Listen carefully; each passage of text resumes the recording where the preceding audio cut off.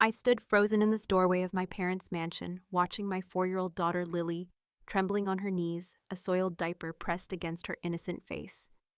My sister Jessica towered over her, that triumphant smile I knew so well plastered across her perfectly made-up face. Mom and Dad stood nearby, champagne glasses in hand, their expressions blank, as if this was just another Tuesday afternoon. The sound of Lily's muffled sobs cut through me like a knife, and something inside me finally irreversibly shattered. That was the moment, I decided I was done. Done being the family punching bag. Done protecting people who saw my daughter as nothing more than entertainment for their twisted games. Done pretending that blood meant anything when it came without basic human decency. But I am getting ahead of myself. If you want to understand how I went from being the invisible middle child to the woman who burned down her sister's perfect facade in front of 100 wedding guests, you need to hear the whole story. And trust me, you will want to stick around for this one, because what happened next changed everything. So if you are ready for a story about standing up, fighting back, and building your own kingdom when your family tries to keep you locked in the dungeon, hit that like button, drop a comment telling me if you have ever dealt with toxic family members, and subscribe because this journey is just getting started. Let me take you back to where it really began. 6 months before that diaper incident, before I knew what Jessica was truly capable of, back when I still believed that being the good daughter might eventually earn me the love I desperately craved. I had always been the middle child, the one who faded into the wallpaper while Jessica, 3 years older, commanded every room she entered. I can still remember being 12 years old, standing at the top of the stairs during one of Mom's charity galas, watching Jessica work the crowd like she was born for it. She was 15, already polished and poised, making the wealthy donors laugh at her perfectly timed jokes while I clutched my sketchbook to my chest, too terrified to go downstairs. Dad had found me up there. "Why are you not down there with your sister?" he asked, not unkindly, but with that tone of perpetual disappointment I would come to know so well. "I do not know what to say to those people," I admitted. He sighed, looking down at Jessica, who was now holding court with 3 Harvard alumni. "Your sister knows. That is the difference between you two, Maya. She understands what matters." From the time we were kids, the dynamic was clear. Jessica was the golden child, the future CEO, the one who would carry on Dad's business empire. I was the artistic one, which in my family was code for the disappointment, the one who chose graphic design over business school, who valued creativity over quarterly earnings reports. Every time I tried to show Dad a design I was proud of, he would glance at it and say something like, "That is nice, sweetheart, very creative. But have you thought about what kind of salary you will make with that?"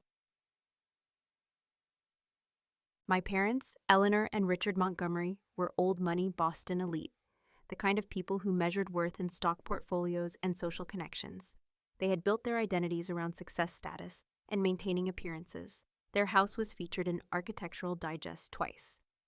Mom sat on 4 charity boards not because she cared about the causes, but because the other board members had the right last names. Dad's study walls were covered with degrees from Ivy League schools and photos of him shaking hands with senators and CEOs. Jessica fit perfectly into their world. She got into Harvard like Dad studied business, like Dad even had his same ruthless ability to cut someone down with a smile on her face. I never did fit. I went to a state school for art and design, moved into a tiny apartment with 2 roommates who smoked too much weed, and spent my nights working on logos for local coffee shops instead of networking at country club mixers. The real break came when I was 23. I had been dating Mark for about 8 months. He was a guitarist in a local indie band, the kind of guy who wore thrift store leather jackets and had big dreams, but no health insurance. My parents hated him on sight. The one time I brought him to Sunday dinner, Mom actually pulled me aside and whispered, "Maya, really, could you not find someone with at least a trust fund?" When I got pregnant, Mark and I were both terrified, but cautiously optimistic. We talked about maybe getting a bigger apartment, about him finding a day job to supplement the band income. Then I told him I was keeping the baby, and something in his eyes changed. 3 days later, he sent me a text that just said, "I cannot do this. I am sorry." He blocked my number, moved to Portland with the band, and I never heard from him again. My parents' disappointment reached new heights. I will never forget sitting in their formal living room, the same room where they entertained senators telling them I was pregnant and alone. Mom's face went pale. Dad just stared at me like I was a stranger. "How could you be so reckless?" Mom finally said, her voice shaking. Jessica just got engaged to Preston. This was supposed to be our year. The announcement is going in the Globe next week. Mom, I am your daughter too. I am scared and I need help. You should have thought about that before you let some deadbeat musician knock you up, Dad said coldly. It was the cruelest thing he had ever said to me, and that was really saying something. Jessica, who had been sitting quietly in the corner watching the drama unfold, finally spoke up. Well, this is just perfect. Thanks for stealing my spotlight, Maya. Really classy. I am not trying to steal anything. I am just trying to figure out what to do. What you are going to do, Mom said, standing up and smoothing her Chanel skirt, is stay out of sight until this blows over. You can keep the baby if you insist on this foolishness, but you will do it quietly. No public scenes, no asking for money, and for God's sake, stay away from Jessica's wedding events. We cannot have people gossiping about this. Are you serious right now? Completely, Dad said. You made your choices, Maya. Now you live with the consequences. But you will not drag this family's reputation down with you. So I did what I always did. I made myself small. I moved into a modest apartment in a less trendy neighborhood, a one-bedroom with peeling paint and a radiator that clanked all winter.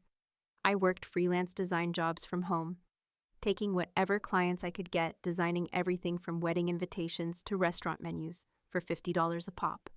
I showed up for family dinners when summoned, usually just major holidays, when my absence would be too noticeable. At Thanksgiving that year, 7 months pregnant and showing, I sat at the far end of the table while everyone toasted Jessica and Preston's upcoming spring wedding. Jessica kept making pointed comments about how important it was to be responsible, to make good choices, to represent the family well. Mom and Dad nodded along like she was reciting scripture. When I finally got up to leave early, claiming fatigue, Jessica called after me. Try not to go into labor at my bridal shower, okay? That would be so typical of you to make it all about yourself. I smiled through Jessica's endless humble brags, at every gathering swallowed every casual insult Mom and Dad threw my way. You look tired, Maya. Are you taking care of yourself? Translation, you look like hell. That is a nice dress. Is it from Target? Translation, you dress like you shop at a thrift store. How is the freelance work going? Making enough to get by. Translation, do you need money because we are not giving you any? They called it tough love. I called it survival. Lily was born on a Tuesday in February. I labored alone for 14 hours before the nurses finally called my emergency contact, which was still listed as my mother. She did not come. She sent flowers to the hospital room with a card that said, "Congratulations, please note our new address for correspondence." They had moved to a bigger house in an even more exclusive neighborhood, and apparently that was more important than meeting their first grandchild. But the moment I held Lily, none of that mattered anymore. She was this perfect little being with a tuft of dark curly hair and eyes that would eventually turn the same green as mine. She was mine completely and unconditionally mine in a way nothing else had ever been. Lily became my whole world. She was this bright, creative little girl with wild curly hair that refused to be tamed and eyes that sparkled when she laughed, which was often because despite everything, I was determined to fill our little apartment with joy. She loved drawing just like me and would spend hours sprawled on the living room floor, creating elaborate pictures of princesses and castles and families that looked nothing like ours. Her families always had at least 5 people, all holding hands, all smiling. Sometimes there was a dog. Always there was a son in the corner with a happy face. Every night I would tuck her in and promise her that she was loved, that she was enough, that she was my entire universe. Mommy loves you more than all the stars in the sky, I would tell her, kissing her forehead. Even more than chocolate, she would ask, giggling. Even more than chocolate. Even more than drawing. Even more than drawing, baby. You're my favorite thing in the whole world. I was determined to give her the unconditional love I never had, to make sure she never felt like she was a disappointment or a burden or anything less than absolutely cherished. For 4 years, I maintained this delicate balance. I kept my distance from my family, showed up when absolutely required, never rocked the boat. Jessica's engagement to Preston fell through spectacularly when he caught her in bed with one of his business partners. There was a whole scandal whispered about in country club locker rooms and over expensive lunches. But Jessica bounced back quickly, the way she always did, spinning the narrative until she was the victim, the wronged woman who had been manipulated by a con artist. She climbed higher in her PR firm, becoming a senior vice president before she turned 30, dating men who looked good in magazine spreads and had the right pedigree. Mom and Dad continued to worship the ground she walked on, while treating me like the help. At Christmas dinner when Lily was 3, I overheard Dad telling someone on the phone, "Yes, Jessica is doing wonderfully. VP now. We are so proud. Maya." "Oh, she is doing fine. Freelancing, with the baby." Like I was a charity case they tolerated out of obligation. Then about 8 months ago, everything started shifting. Jessica met David Henderson at some pharmaceutical industry gala. He was the heir to a massive pharmaceutical fortune, 35 years old, handsome in that polished CEO way, with silver at his temples, and expensive suits that fit perfectly. She called me the day after they met, which was unusual, because Jessica never called me unless she wanted something. "I met someone," she announced without preamble. "David Henderson. Do you know who that is?" No. Henderson Pharmaceuticals worth about $3 billion. "Honestly, Maya, you need to pay more attention to the business world." "That is great, Jessica. I am happy for you." "You should be. This is the kind of connection that elevates an entire family." She paused. "Try not to embarrass me if you meet him, okay?" 3 weeks later, she announced their whirlwind romance at a family dinner. I showed up with Lily, who was 4 by then, and getting better at sensing when we were in hostile territory. The moment we walked into my parents' dining room, I knew something was up. Mom was practically vibrating with excitement, and Dad had that satisfied smirk he got when a business deal went his way. Jessica swept in, wearing a dress that probably cost more than my rent, and there he was beside her. David Henderson, looking slightly uncomfortable, but smiling politely as Jessica pulled him around the room like a prize she had won. She stopped in front of Dad and held out her left hand, where a massive diamond caught the chandelier light. "We are engaged," Jessica announced, and Mom actually squealed, clapping her hands together like a teenager. Dad pulled David into a hug, already talking about merging dynasties and business opportunities. I stood there with Lily on my hip, feeling invisible as always, watching this fairy tale unfold for the golden child, while I remained the footnote in the family story. But something felt off about David. When Jessica finally dragged him over to introduce us, he shook my hand and looked me in the eyes, actually looked at me like I was a real person. "Maya, right? Jessica has told me so much about you." I highly doubted that, but I smiled. "Nice to meet you. Congratulations on the engagement." "And this must be Lily," he said, smiling at my daughter, who was being shy and hiding her face in my shoulder. "Jessica mentioned you have a little girl. How old are you, Lily?" 4, she whispered. 4 is a great age. Do you like dinosaurs? I loved dinosaurs when I was 4. That got a giggle out of her. Before I knew it, David had coaxed Lily down from my arms and was sitting on the floor with her, admiring the picture of a rainbow unicorn she had brought to show Grandma and Grandpa, who had not even acknowledged it. He asked her genuine questions about her drawing, about what the unicorn's name was about, whether she liked to draw other animals too.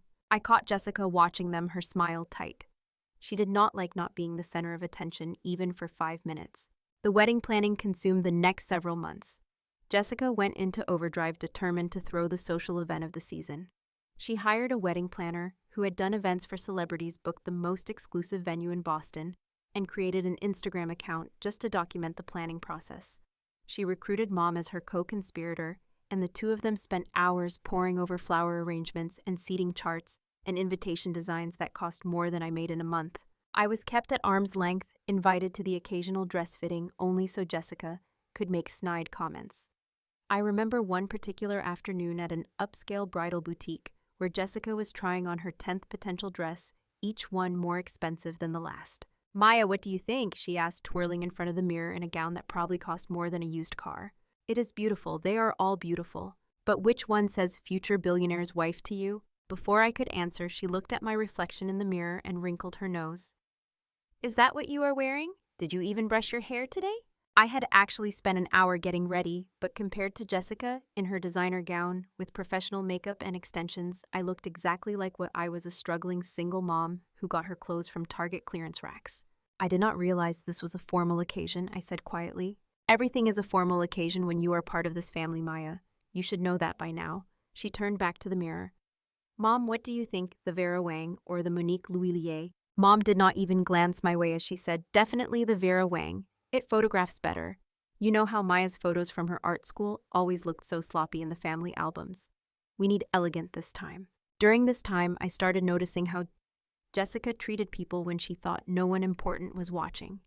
I saw her berate a waiter at a restaurant until he nearly cried over bringing her white wine instead of rosé. "Are you stupid or just incompetent? she had hissed at him, smiling sweetly, so the nearby tables would not realize she was eviscerating this poor college kid, just trying to make tips. I specifically said rosé. That means pink. Do you need me to draw you a picture? I heard her on the phone trashing a colleague to a reporter, leaking confidential information to make herself look better. Between you and me, she had said, not realizing I was in the next room. Amanda completely botched the Reynolds account. She is in way over her head, but I am trying to salvage it. You can quote me on that, just make sure it sounds sympathetic. I watched her manipulate mom and dad with surgical precision, playing the dutiful daughter while secretly bleeding them dry financially for her extravagant wedding. Daddy, I know it is a lot, but David's family expects a certain level of quality. We cannot look cheap in front of the Hendersons. This wedding is an investment in our family's future. And Dad would write another check, convinced it was good business. She was building an empire on lies, and everyone was too dazzled by her shine to see the rot underneath. I tried to keep Lily away from family events as much as possible. At 4, she was starting to pick up on things. After one Sunday dinner, she asked me in the car, "Mommy, why does Grandma never want to see my drawings?" My heart broke. Grandma is just busy, baby. But Aunt Jessica showed Grandma pictures on her phone for a really long time. Why does not Grandma want to see my pictures? Some people do not appreciate art like we do, I said, gripping the steering wheel tighter. And why does Aunt Jessica look at me like that? Like what, sweetheart? Like I am yucky. I pulled over and turned around to look at my daughter, this perfect little girl who deserved so much better than this family. Listen to me, Lily. You are not yucky. You are wonderful and creative and kind. Not everyone knows how to see that, but that is their problem, not yours. Okay. She nodded, but I could see the doubt in her eyes, and I hated that my family was already making her question her worth. Then came the engagement party planning 8 weeks before the actual wedding. Jessica called me on a Tuesday afternoon while I was working on a logo design for a new yoga studio. I am having an engagement party at Mom and Dad's estate in 2 weeks, she announced. Saturday the 15th at 6. Oh, thanks for letting me know. You need to come, Mom insists. Apparently it would look bad if you are not there. I am not sure I can make it. Lily has a thing at her preschool that day. Maya, her voice went cold. This is not optional. Do you know how bad it would look for me if my own sister did not show up? David's entire family will be there. His parents, his business associates, everyone who matters. I need you to be there and not embarrass me for once in your life. Jessica, I really do not think. I do not care what you think. Be there, 6 o'clock, and for God's sake try to look presentable.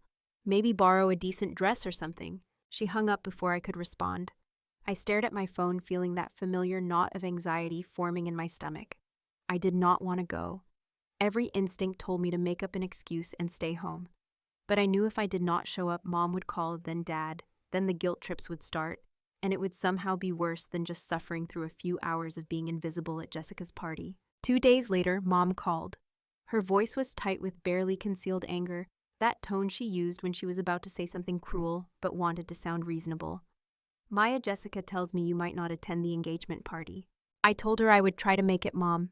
Trying is not good enough. Your sister is marrying into one of the most prominent families in New England. This party is important. Your absence would reflect poorly on all of us. I have Lily to think about. Family events are hard on her. Oh, please, she is 4 years old. She can behave for a few hours. Or is that too much to ask? You know, Maya, not everything is about you and your situation. Sometimes you need to put aside your selfishness and think about the family. There it was, selfishness. That was their favorite word for me choosing to have and raise my daughter. Selfish for getting pregnant. Selfish for not giving her up for adoption like they had quietly suggested. Selfish for existing in a way that did not serve their perfect image. Fine, I said, defeated. We will be there. Good. And Maya, please dress appropriately. This is not some casual backyard barbecue. This is a sophisticated event. I trust you can manage that. So I agreed to go, telling myself it would just be a few hours, that I could keep Lily close and leave early. I would smile, blend into the background, and then go home to our safe little apartment where we did not have to walk on eggshells. I would mark it off as done, fulfill my obligation, and then return to our peaceful life. I had no idea I was walking into the worst day of my life, and simultaneously, the beginning of my liberation. The day of the engagement party started badly. Lily woke up cranky, fighting a slight cold. I almost called to cancel, but I knew the fallout would not be worth it. So I dressed her in a pretty pink dress, packed extra tissues, and her favorite stuffed rabbit, and drove to the house I had spent my childhood desperate to escape. The moment we arrived, I felt the familiar knot of anxiety in my stomach. The house was already buzzing with caterers and decorators transforming the first floor into something out of a magazine spread.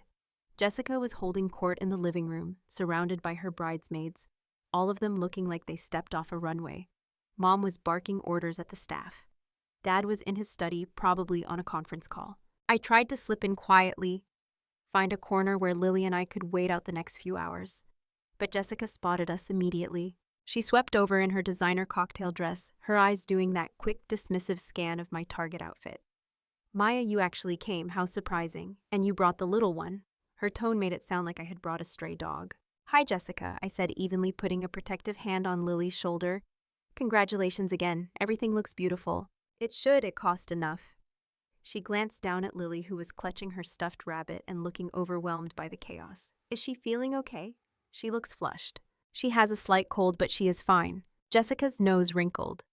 "Well, keep her away from the guests. I cannot have anyone getting sick before the wedding." She turned away before I could respond, already moving on to more important matters. The party started at 6. Guests arrived in waves, all of them from the same social circle. The kind of people who measured their worth in vacation homes and country club memberships. David showed up looking uncomfortable in a suit that probably cost more than my car, clearly not enjoying the spectacle any more than I was. I found a quiet corner in the sunroom where Lily could color while I made polite small talk with distant relatives who did not remember my name.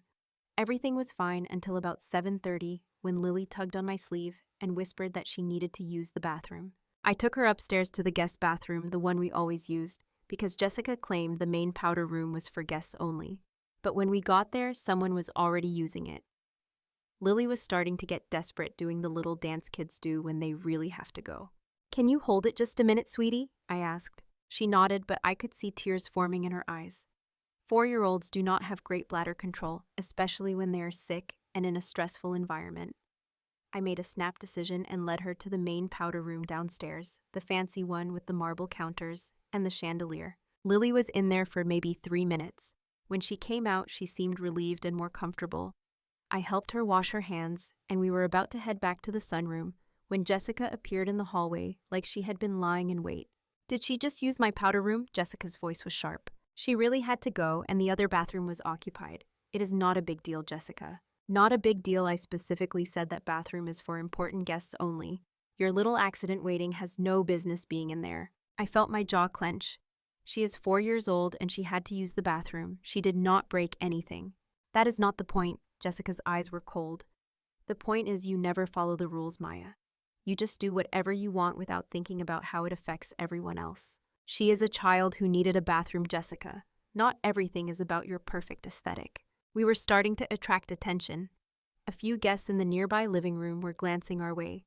I could see Mom approaching with that pinched look she got when she thought we were embarrassing her. "What is going on here?" Mom demanded in a harsh whisper. Maya let her daughter use the main powder room after I specifically said it was off limits. Jessica said, playing the victim perfectly. Mom turned to me, disappointment etched in every line of her face. "Maya, really? Could you not follow one simple instruction?" "She had to use the bathroom, Mom. That is it." "I am sorry if that somehow ruins Jessica's perfect party." "Your attitude is exactly the problem," Jessica cut in. "You have never respected boundaries. You have never cared about anyone but yourself." That was rich coming from her, but I bit my tongue. I could feel Lily pressed against my leg, sensing the tension. I wanted to grab her and leave right then, but something kept me rooted to the spot. Maybe it was the unfairness of it all. Maybe it was the way Mom was looking at me like I was the problem child, even though I had spent my entire life trying to please her. "I am going to take Lily back to the sunroom," I said quietly. "We will stay out of everyone's way." "Actually," Jessica said, and I heard the malice in her voice, "I think we need to teach someone a lesson about respecting other people's spaces." Before I could process what was happening, Jessica turned to Lily. "Sweetie, do you know what happens to little girls who use bathrooms they are not supposed to?" Lily shook her head, her eyes wide. "They get punished," Jessica said sweetly. "Come with Aunt Jessica for a minute." "No," I moved to block her, but Mom grabbed my arm. "Let her go, Maya. Jessica is just going to talk to her." "Mom, no, you do not punish someone else's child." But Mom's grip was firm, and Jessica was already taking Lily's hand, leading her away toward the kitchen. I yanked free from Mom's grasp and followed them, my heart racing. In the kitchen, the catering staff was too busy to notice what was happening in the corner by the service entrance. Jessica had led Lily there, and now she was pulling something out of the diaper disposal bin that the caterers must have been using for some guest with a baby. A soiled diaper. "Jessica, what the hell are you doing?" I demanded. Teaching her a lesson. Jessica's smile was cruel. If she is going to act like a baby who cannot follow rules, maybe she should be treated like one. She pressed the dirty diaper toward Lily's face. My daughter jerked back, starting to cry, but Jessica held her arm firmly. That is when I should have charged in, should have physically removed my daughter from the situation. But I froze. For just a few seconds, some old pattern kicked in, the one where I hesitated, where I weighed the consequences of making a scene, where I calculated the family fallout. Those seconds felt like hours as I watched my sister torment my baby girl. Then Lily let out a sob that broke through my paralysis. I moved forward, but before I could reach them, Jessica released Lily and stepped back, that triumphant smile on her face. Lily stumbled toward me, tears streaming down her face, shaking. I scooped her up, checking her face, making sure Jessica had not actually pressed that thing against her skin. She had come close enough to terrify Lily, but not quite close enough to leave physical evidence. Smart. Jessica had always been smart about her cruelty.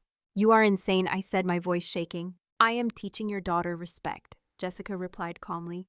"Something you clearly failed to do. She is 4 years old, and she needs to learn that actions have consequences." Mom had followed us into the kitchen. When I looked at her, hoping for some maternal instinct to kick in some outrage at what Jessica had just done, I saw only annoyance. "Maya, you are making a scene," Mom said. "Jessica was just trying to make a point. By terrorizing my daughter with a dirty diaper, that is your defense." "Oh, do not be so dramatic," Jessica said. "She is fine. Maybe now she will think twice before breaking the rules."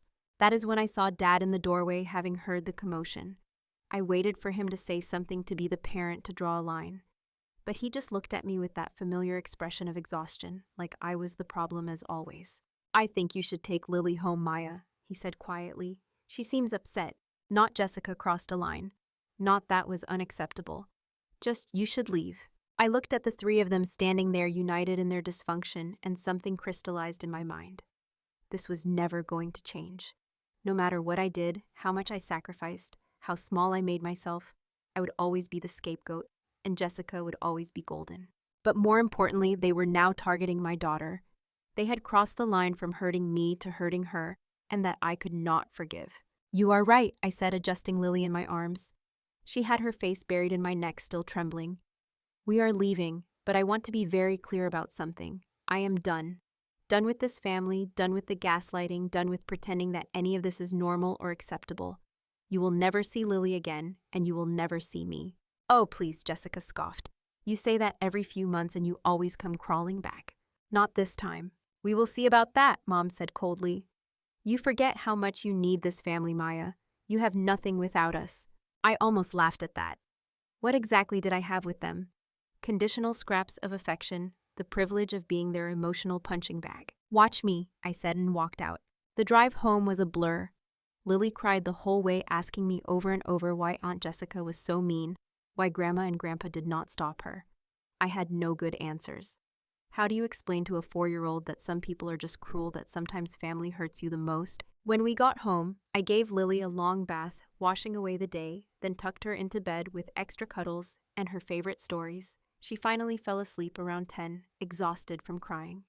I sat in her room for a long time, watching her breathe, feeling the rage build inside me. They had hurt my baby, they had traumatized her for sport, and no one had stopped it. No one had protected her.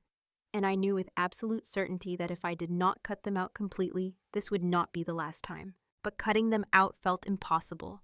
They were my family. They were the only family Lily had besides me. What if I was overreacting? What if I was being too sensitive, like they always said? I went to the kitchen and poured myself a glass of wine, trying to calm the storm inside me. My phone was buzzing with texts. I finally looked at them. "Mom, you embarrassed us tonight. Very disappointed." "Dad, you need to get your emotions under control. This dramatic behavior is not helping anyone." "Jessica, seriously, Maya. You are acting like I committed a crime. Grow up." Not one apology. Not one acknowledgement that what happened was wrong. Just more gaslighting, more blame shifting. I put the phone down and opened my laptop. I had been keeping a journal on and off for years, mostly just venting about family stuff. But now I opened a new document and started writing down everything, every detail of tonight, with dates and specific quotes I could remember. Then I started going back through my memories, writing down other incidents, other moments of cruelty or neglect or manipulation. It took me until 3 in the morning, but by the time I finished, I had a 20-page document outlining years of toxic behavior. Seeing it all laid out like that in black and white was shocking. How had I normalized so much? But I still did not know what to do with it. I was angry, yes, but I was also scared. Scared of being alone, scared of Lily growing up without extended family, scared that maybe I was the problem like they always said. The next morning, Lily woke up with nightmares.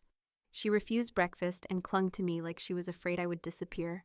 I called in sick to my freelance client meeting and spent the day just holding her, reassuring her, trying to piece back together her sense of safety. Around noon, my best friend Sarah called. Sarah Chen and I had been friends since college, back when I still had dreams, bigger than just surviving my family. She was now a public relations consultant, sharp and successful, and one of the few people who really saw me. I heard about the engagement party, she said. Jessica posted about it on social media. It looked gorgeous. It was a nightmare, Sarah. Something in my voice made her pause. What happened? I told her everything. When I finished, there was a long silence on the other end. Maya? Sarah finally said, her voice tight with anger. That is abuse. What Jessica did to Lily, that is abuse. And your parents enabled it. I know, I think I know, but they are my family. No, they are people you share DNA with. Family does not do that. I do not know what to do. I told them I was done, but what does that even mean? How do you cut out your whole family? You just do it. You block their numbers, you do not respond to their messages, you build a life without them, and honestly, Maya, I think you need to do more than that. What do you mean? I mean Jessica is about to marry into a very wealthy, very prominent family. David Henderson's family is known for their philanthropy and ethical business practices. Do you really think they would want their son marrying someone who abuses children? I had not thought about that. You are not suggesting, I tell David. I am suggesting that the truth has power. Jessica gets away with this stuff because no one calls her out.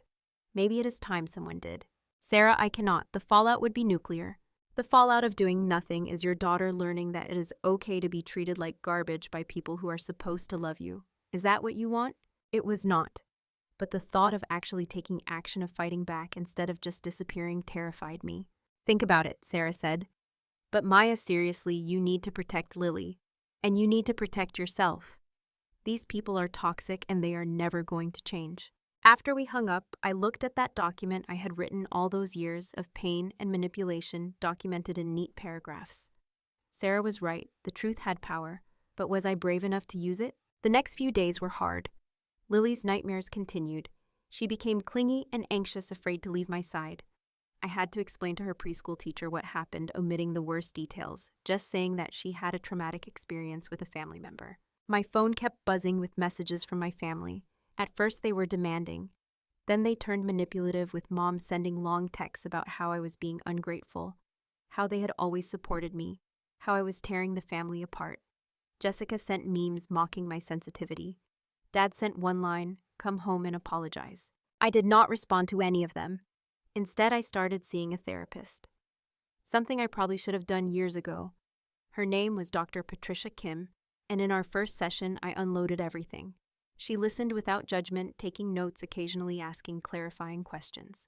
At the end, she looked at me seriously and said, Maya, what you are describing is a pattern of emotional abuse and scapegoating that has been going on for most of your life. The incident with Lily was not an isolated event. It was an escalation, and escalations do not stop on their own. So what do? You set boundaries, firm ones, and you stick to them no matter how much they push back. You also need to accept that they will likely never give you the apology or validation you deserve. Your healing cannot depend on them changing. That was hard to hear, but also liberating in a strange way. I had spent so much energy hoping they would see me, love me, appreciate me. What if I just stopped hoping? Over the next few weeks, I threw myself into creating a life separate from my family. I blocked their numbers. I skipped all family events. I focused on Lily, on work, on building a support system that did not include them. I also started going to this little flower shop near my apartment. The owner, an older man named Thomas Henderson, was kind and soft-spoken, the type who remembered your name after one visit. He had this way of making everyone feel seen. Sometimes I would just browse the flowers, finding peace in the colors and scents, and he would offer gentle observations about resilience and growth. One day, he noticed I was looking at these stubborn little wildflowers he had just gotten in. "Those are my favorites," he said. "They grow in the harshest conditions, places where nothing else can survive. Beautiful, are they not?" "They are," I agreed. "Sometimes the most beautiful things grow from the darkest soil," he said almost to himself. "Remember that." I thought about that a lot in the following days. Was I one of those wildflowers? Could something beautiful grow from all this pain? About 6 weeks after the engagement party incident, I got a wedding invitation in the mail. Heavy cardstock gold embossing my name, written in elegant calligraphy. "Jessica Montgomery and David Henderson request the honor of your presence." There was a handwritten note inside Maya. "I hope you have calmed down enough to act like an adult. Do not embarrass the family. This is your last chance. Jay." I stared at that note for a long time. Part of me wanted to throw it away and pretend it did not exist. But another part, a part that was growing stronger every day, wanted something different. I wanted them to see what they had done. I wanted Jessica's perfect facade to crack. I wanted David to know exactly who he was marrying. I wanted my parents to face consequences for their years of enabling and abuse. I wanted justice, or maybe revenge. At that point, I was not sure there was a difference. I called Sarah. "I am going to the engagement party." There was a pause. "Are you sure that is a good idea?" "What about Lily?" "I will bring her. She deserves to be there too. Not to be hurt, but to witness her mother finally standing up." "Maya, what are you planning?" "I am not sure yet, but I have spent my whole life making myself small for these people. I think it is time I take up some space." Over the next 2 weeks, I refined that document I had started. I added more details, more dates, more patterns. I also reached out to a few other family members and old family friends, people who had witnessed things over the years. Some of them opened up about their own observations of Jessica's behavior, things they had never felt comfortable saying out loud. I also worked on myself. I joined a gym not to look better, but to feel stronger. I took an online course in public speaking, something that terrified me, but I knew I needed. I practiced telling my story out loud, finding the right words, the right tone. Lily slowly started healing. The nightmares became less frequent. She started drawing again, pictures of us in a little house with flowers all around, no one else in the frame, just the two of us. It broke my heart and filled it at the same time. One day, about a week before the engagement party, Lily drew a picture of me wearing a crown. Not a fancy princess crown, but a simple one made of what looked like tears and flowers. "What is this, baby?" I asked. "That is you, Mommy. You are the queen. The nice queen, not the mean queen like Aunt Jessica." I hung that picture on our refrigerator, and every time I looked at it, I felt my resolve strengthen. Lily saw me as strong as royal in my own way. I needed to live up to that. 3 days before the engagement party, I ran into someone at a coffee shop near my apartment. David Henderson. It was completely by chance. He was alone, looking stressed, going over some paperwork. "David," I said, surprised. He looked up and I saw recognition dawn in his eyes. "Maya Wright, Jessica's sister." "That is me. Mind if I join you?" he asked, gesturing to my table. I hesitated but nodded. He sat down and for a moment we just looked at each other. "How is Lily?" he asked, surprising me. "I heard there was some incident at the last party." Jessica was vague about details. "I am sure she was." He caught the edge in my voice. "What really happened?" I debated, lying, smoothing it over like I always did. But something about the genuine concern in his eyes made me tell the truth. Not all of it, but enough. I told him that Jessica had frightened Lily, that my parents had not intervened, that I had decided to distance myself from the family. David's jaw tightened as I talked. "She told me Lily was being difficult and that you overreacted." "Of course she did. But that is not what happened." "No." He ran a hand through his hair, looking conflicted. "I am starting to see that Jessica might not be exactly who I thought she was." "I think you are right about that. She is very good at projecting an image. Perfect, successful, confident. But sometimes I catch glimpses of something else underneath, something cold. That is the real Jessica." He looked at me intently. "Why are you telling me this? Most people would not try to sabotage their sister's relationship." "I am not trying to sabotage anything. I am just tired of protecting someone who has never protected me. And honestly, David, you seem like a good person. I would feel guilty letting you walk into something without knowing the truth." We talked for another 30 minutes. I did not tell him everything I had planned for the engagement party, but I planted seeds of doubt and I could see them taking root. When we parted ways, he said, "I will see you at the party this weekend." "I will be there." "Good. I think I would like to see how this all plays out. The night before the engagement party, I barely slept. I had my speech memorized. My courage gathered my daughter sleeping peacefully in the next room. Everything was ready. But I kept second-guessing myself, kept wondering if I was doing the right thing, or if I was about to blow up my entire life.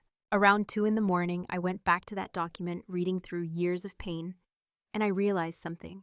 My life was already blown up. My family had spent decades making sure I knew I did not matter. The only difference now was that I was choosing to leave the explosion zone instead of standing at ground zero. At dawn, I got up and got ready. I chose a simple black dress, elegant but not flashy. I did my makeup carefully, not to impress anyone, but to feel put together, armored. I woke Lily up gently and helped her into a pretty blue dress. "Are we going to Grandma's house?" she asked nervously. "Yes, baby, but this time is going to be different. Mommy is going to make sure everyone knows the truth. And after today, we do not have to go back there anymore. Promise?" "I promise." We drove to my parents' estate in the late afternoon. The engagement party was in full swing by the time we arrived. The mansion lit up like something out of a fairy tale, hundreds of guests milling around with champagne glasses. Jessica had gone all out for this one, determined to prove she was marrying up, that she was joining an even more elite circle. As Lily and I walked in, I saw heads turn. I had been absent from family events for weeks, and my sudden reappearance with Lily in tow was clearly unexpected. Jessica spotted us immediately, her face hardening. She crossed the room quickly, Mom and Dad trailing behind her like attack dogs. "What are you doing here?" Jessica hissed, keeping her voice low enough that nearby guests could not hear. "I thought you said you were done." "I am done," I said calmly, "but I wanted to give you a gift first. A truth." "What are you talking about?" "You will see." Mom grabbed my arm. "Maya, if you cause a scene, I swear to God." "You swear to God what, Mom? You will disown me. Treat me like I do not matter too late." Dad stepped in, his voice tight with warning. "Think very carefully about what you are about to do. You will not come back from this. I am counting on it." I gently extracted myself from Mom's grip and took Lily's hand. We walked further into the party, and I could feel everyone watching us, sensing the drama. David saw us from across the room and started making his way over. Jessica followed us, practically vibrating with rage. "Maya, leave now, or I will have security remove you," she threatened. "I am a guest. I was invited, and I have every right to be here." The guests were starting to notice the confrontation. Conversations were dying down, eyes turning our way. Jessica realized she could not make a scene without looking bad, so she plastered on a fake smile. "Fine, you can stay, but if you so much as breathe wrong, you are out." "I will keep that in mind." For the next hour, I circulated through the party, making small talk, letting the tension build. Lily stayed close to me, and I made sure she felt safe. Several times I saw David watching us, that concerned look deepening on his face. Finally, it was time for speeches. The bandleader announced that the parents of the bride would like to say a few words. My parents took the microphone, and Dad launched into a prepared speech about how proud they were of Jessica, how perfect she was, how thrilled they were to welcome David into the family. When they finished, Jessica took the microphone herself and started thanking everyone for coming, for supporting her and David. She was radiant, glowing in her element. And then I did something I had never done in my entire life. I raised my hand. "I would like to say something." The room went silent. Jessica's eyes went wide with panic. "That is really not necessary, Maya."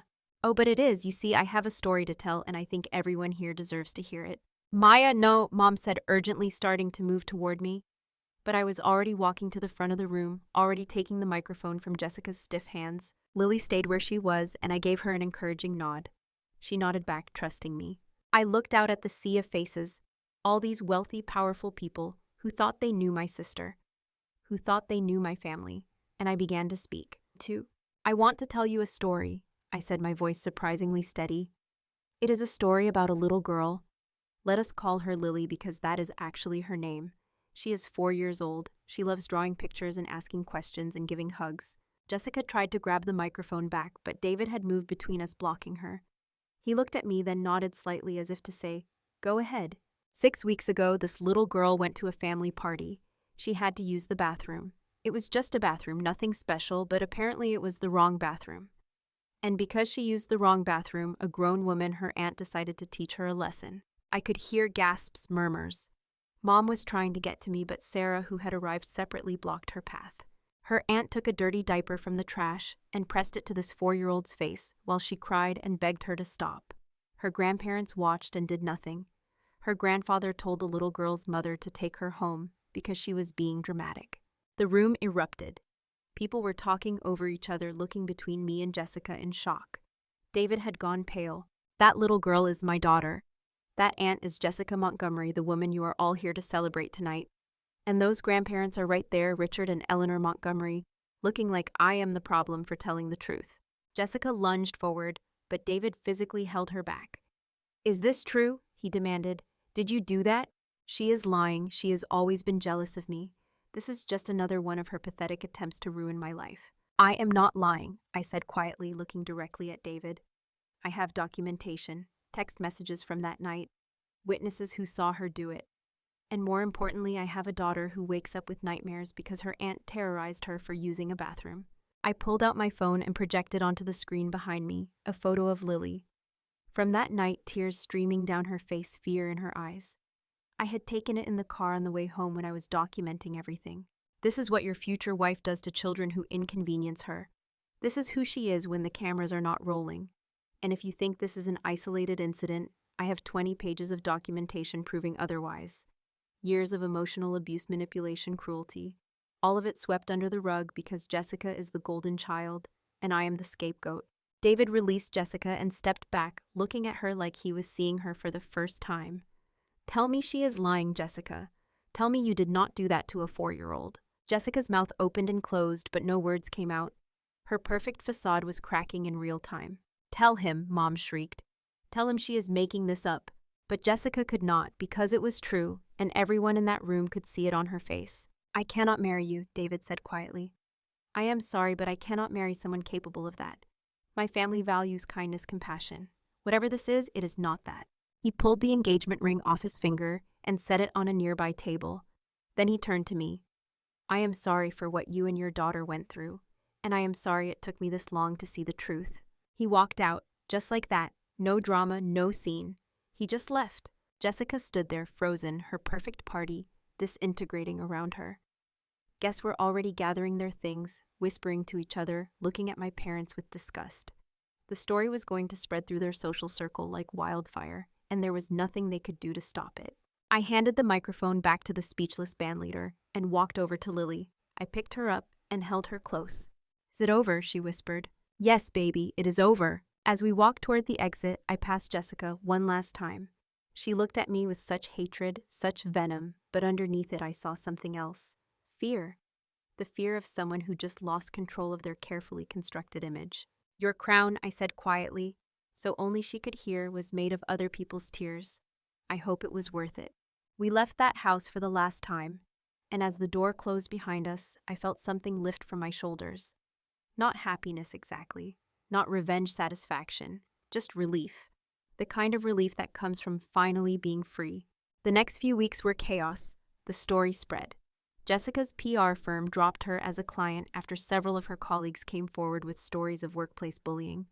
My parents tried to do damage control, but the truth was out there now, and their pristine reputation was tarnished. They tried to contact me to threaten me, to guilt me. I did not respond. I had said everything I needed to say. Sarah helped me navigate the aftermath, connecting me with a therapist who specialized in family trauma. I joined support groups for adult children of narcissistic parents. I discovered I was not alone, that my story was not unique, that thousands of people were fighting the same battles. Lily's nightmares faded. She started laughing again, playing without looking over her shoulder. She drew pictures of us in a new house, one with a garden and a dog. No more castles, no more crowns, just home. About 2 months after the engagement party, I got a call from an unknown number.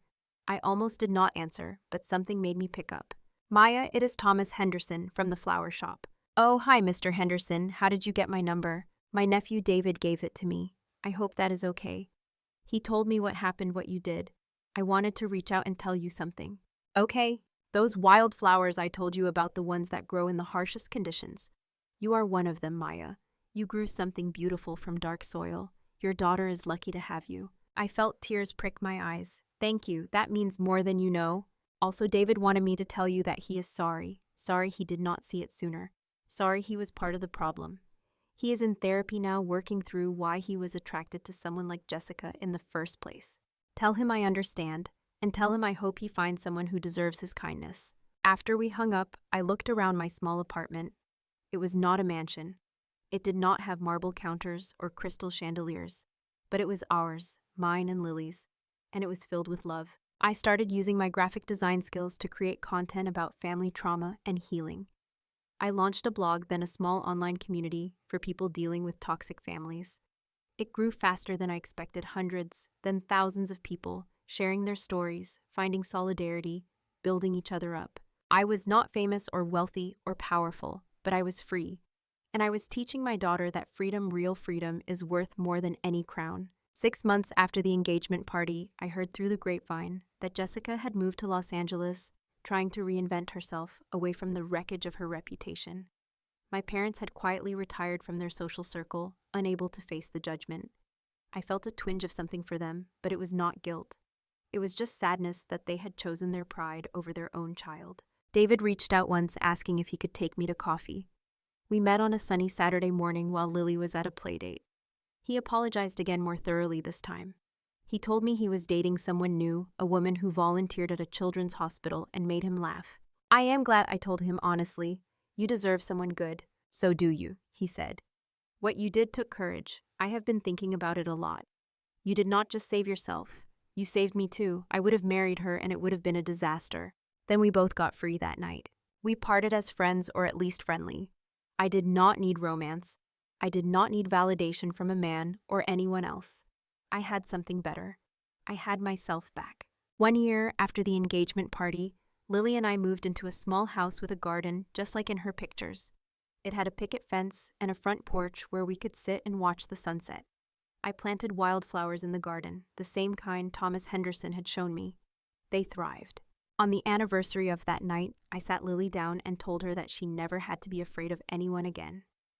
That we had built our own kingdom, and in our kingdom, people were kind. Are you a queen, Mommy? She asked, looking at me with those big, trusting eyes. No, baby, I am just me, but I'm finally enough. She climbed into my lap and hugged me tight. You are more than enough. You are the best. I held her, feeling the weight of everything we had survived and the lightness of everything we had ahead of us. My family wanted me to be a doormat, a shadow, a supporting character in Jessica's grand story. Instead, I became the hero of my own story.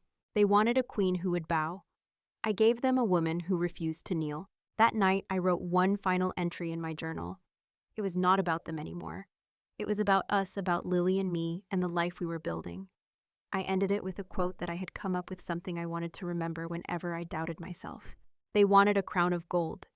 I built a crown of courage, of truth, of love. And that crown cannot be taken away, cannot be tarnished, cannot be broken. Because it was forged in tears and tempered in fire, and it belongs only to me. I closed the journal and put it away. I did not need to document the pain anymore. I was too busy living the joy. Some people never escape their toxic families. Some people spend their whole lives trying to earn love from people incapable of giving it. I almost became one of those people. But I chose differently. I chose my daughter, I chose myself, and I chose freedom. And that made all the difference. Now let me ask you something. Have you ever been in a situation where you had to choose between keeping the peace and protecting yourself? Have you ever stood up to toxic family members or walked away from people you were supposed to love? What would you have done in my situation? Drop your thoughts in the comments below, because I would love to hear your stories. And if this story resonated with you, hit that like button, subscribe for more real talk about family healing and finding your strength, and share this with someone who needs to hear it. Because sometimes the bravest thing you can do is build your own kingdom when the one you were born into refuses to let you in.